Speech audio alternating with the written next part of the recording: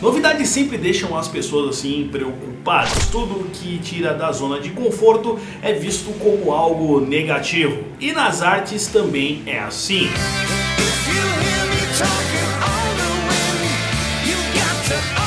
O que hoje é considerado um clássico, respeitado, cultuado e, ai de você se discordar, um dia foi chamado de bosta, comparado com a pior expressão artística possível e satanizado pela sociedade.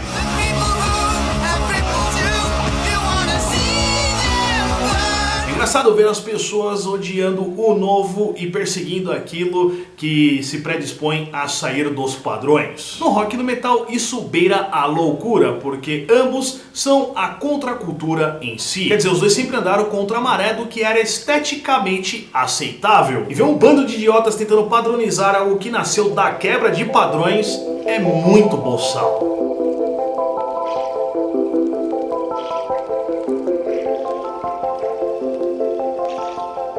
No Brasil, as coisas andam em marcha lenta e no que diz respeito às novidades de fora, nós somos retardatários até hoje. Isso nos anos 90 era infinitamente pior, mas quem estava lá na gringa conseguia receber a notícia, a informação, o conhecimento de prontidão, no ato. Foi por isso que o Chaos ID de 93 e o Roots de 96 soaram tão estranhos para os ouvidos tradicionais. Só quem tinha bala na agulha pra ir pra gringa sabia que aquilo ali tinha traços de alterna metal e sabia o que era alterna metal. Mas como esse troço tão odiado pelos trus e moderno demais para os tradicionais se tornou o último grande maior movimento dentro do heavy metal?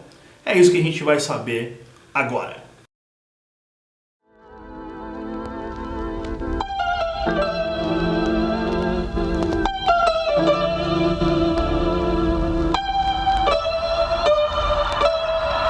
O público europeu e o americano são mais flexíveis e lidam melhor com sonoridades que fogem da sua bolha. Claro, na medida do possível. Só que aqui no Bundil tudo se torna o extremo do extremo.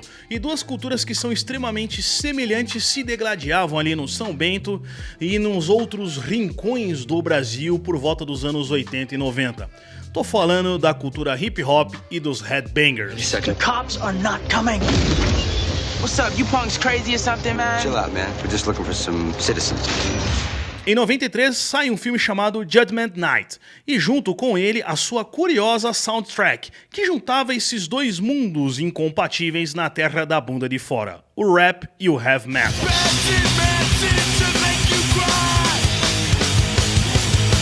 Nesse disco eles conseguiram fazer junções bem interessantes, como Slayer e o ICT, Biohazard e o Onyx, o Sonic Youth e o Cypress Hill e Helmet com House of Pain. Provando pra muito cara pálida do metal tradicional que o heavy metal não tem limite.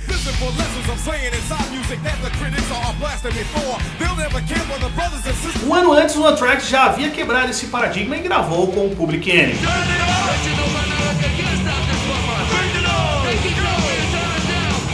Para uma banda que compunha a sagrada e inquestionável Big Four, eles devem ter feito muito bem a rasgar o borga na unha.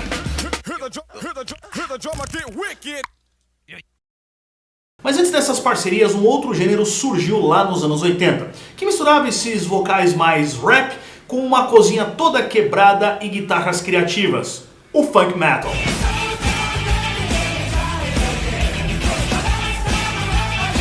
Ali foi plantada a semente. Infectus Groove, Red Hot Chili Peppers e o Faith No More são os principais nomes dessa tendência oitentista dentro do rock.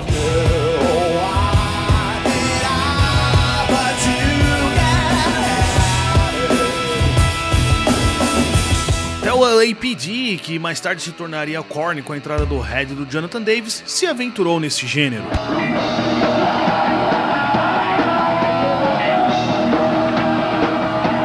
Mas a banda que mudou tudo anos depois foi o Pantera. O groove contido na sonoridade deles influenciou toda uma nova geração de bandas, que mais tarde também viriam a integrar o que passou a se chamar Alterna Metal.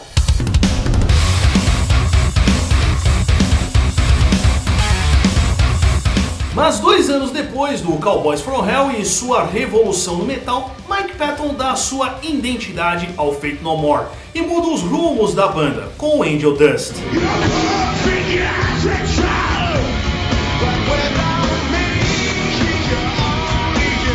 Como tudo que ele punha a mão, aquele disco era difícil de enquadrar e de colocar dentro de um estilo. Sinceramente, não dá. Mas para tristeza do frontman, esse disco, mais o funk metal e o groove do Pantera, e você tinha as bases do Alterna Metal.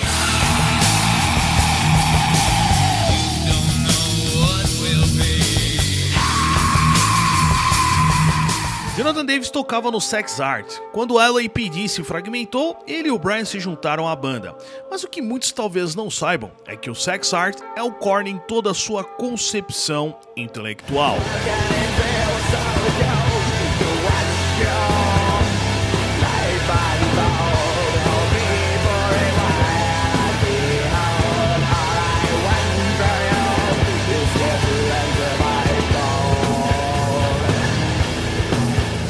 Deftones e Korn compõem a primeira onda do gênero. Já o Roots do Sepultura trazia a notícia que chegaria 4 ou 5 anos depois aqui no Brasil, de que o novo metal seria a última grande onda do metal. O Sepultura foi influenciado pelas duas bandas, inclusive tem até participação de alguns deles em algumas músicas do disco. Até o Ross Robson, o padrinho do estilo, que mais tarde até renegaria o afilhado, foi quem produziu a bolachinha. Eu acredito que o Sepultura teve a visão, o novo metal era o caminho, e eles caíram em cima.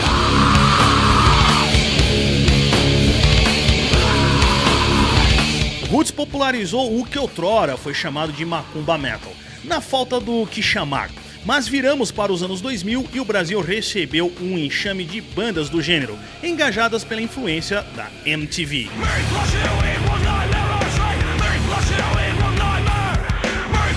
A primeira onda, Deftones e Korn. A segunda, Cold Chamber, Limp Bizkit, Ultra Spank, 40 Below Summer e o Slipknot.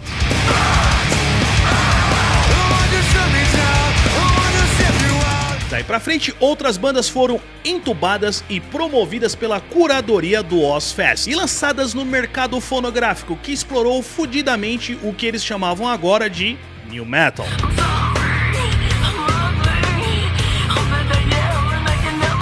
O Ozzfest foi responsável pela popularização do gênero. Isso somado à mão santa do Ross Robson, que se revoltou e passou a odiar a sua criação, e todos nós estávamos de unhas pintadas, meiões ao estilo old school do skate, Puma Suede e Adidas Superstar, esperando as portas da Tribe House em São Paulo para assistir um show do Chipset Zero, do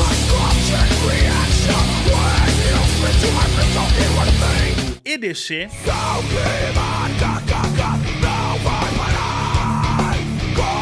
e do Inima.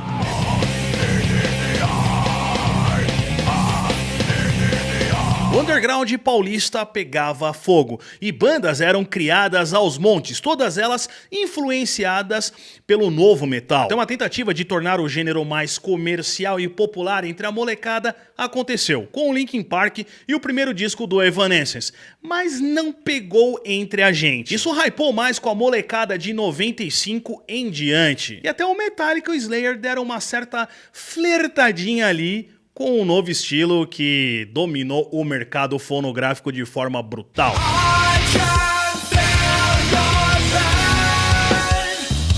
Outro cenário paralelo se estabelecia às margens do mainstream. Digamos que era uma segunda divisão do New Metal que poucos conheciam, como o 5.0,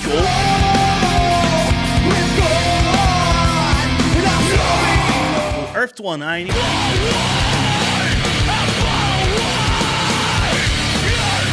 o V-Mob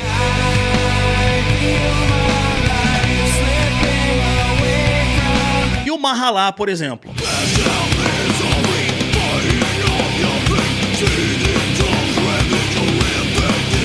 Mas o que se estabeleceu no mainstream é o que podemos chamar de a Big Four do New Metal, com Limp Bizkit, Slipknot, Deftones e o System of a Down. primeira vez que eu vi uma revista falando sobre o gênero, eles se referiam a ele como agro-rock ou agro-metal, alternative metal ou alterna metal. O tal do new metal ou new metal é um rótulo mais midiático e não explica grande coisa não. Assim como o death metal e o black metal se fragmentam em vários subgêneros, com o alterna metal foi a mesma coisa. Por exemplo, System of a Down tinha influências mais californianas do hardcore, misturadas com o pula-pula do new metal. Já o Mudvayne era mais um math alterna metal, por conta de sua cozinha quebrada.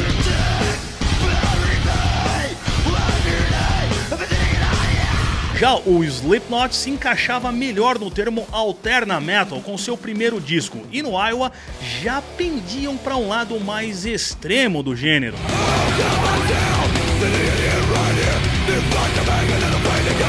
No underground eu fui testemunha ocular e presenciei shows de bandas que inclusive não tem nem material físico aí gravado. Eu fiz parte da segunda onda dessas bandas e penúltima dessa geração. Da minha época nós tínhamos, por exemplo, o Máquina X, o CDB, que depois virou Atom,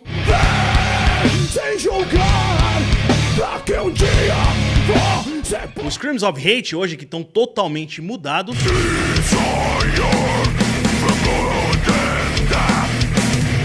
e a minha banda mesmo foi o Red Sight.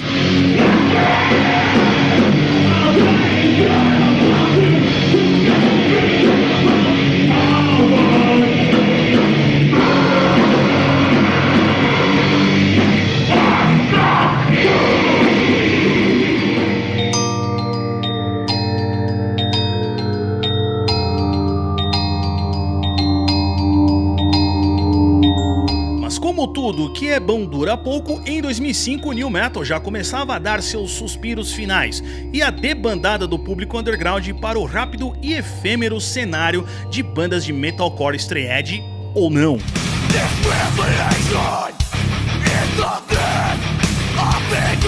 Legal agora era ser vegano, usar bermudinhas acima dos joelhos, tênis baixinhos sem meias gigantes e dar voadoras no moche. Falo isso com o maior respeito, pois eu também dei altas voadoras em shows do fim do silêncio.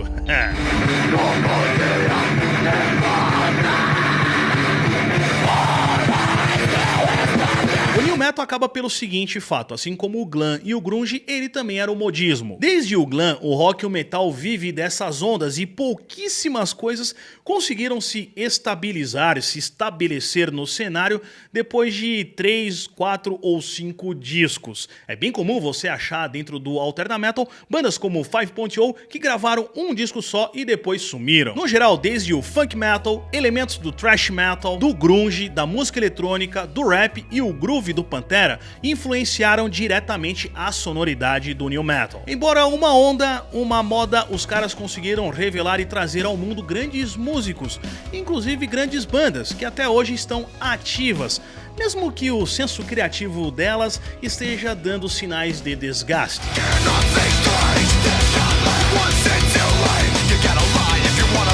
Mas o que o New Metal deixou de fato foi o seu legado tanto dentro do underground, com bandas como Indigna,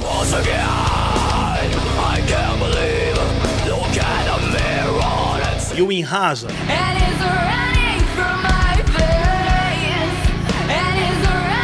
e no mainstream também, como na estrutura e sonoridade do Five Finger Death Punch e na esquizofrenia caótica do Ginger.